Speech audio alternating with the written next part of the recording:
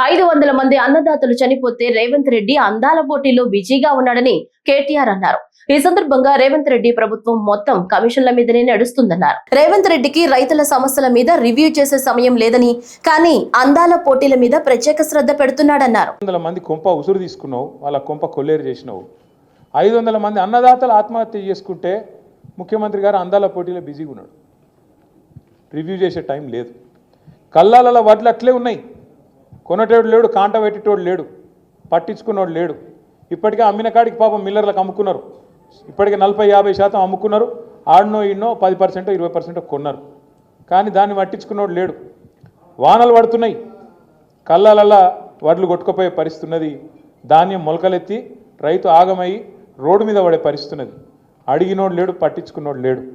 అడుగుదాం ఎవరినన్నా అంటే ఊళ్ళో సర్పంచ్ లేడు, ఎంపీటీసీ దిక్కు లేడు, జెడ్పీటీసీ లేడు, కౌన్సిలర్ లేడు. కాంగ్రెస్ అని పట్టుకుందామంటే కాగడా పెట్టి ఎతికిన వాడు దొరుకుతలేడు. ఎందుకు బిజీగా ఉన్నారు? ఏడ బిజీగా ఉన్నారు? కాగితాలు పట్టుకొని సెక్రటేరియట్ చుట్టూ గిర్ర తిరుగుతున్నారు. ఏందిరా అంటే ముఖ్యమంత్రి చెప్పిండు, నాకు ఓ పని తెచ్చుకోమన్నాడు, మా మంత్రి చెప్పిండు పని తెచ్చుకోమన్నాడు, 4 పైసలు మిగులుతాయన్నారు.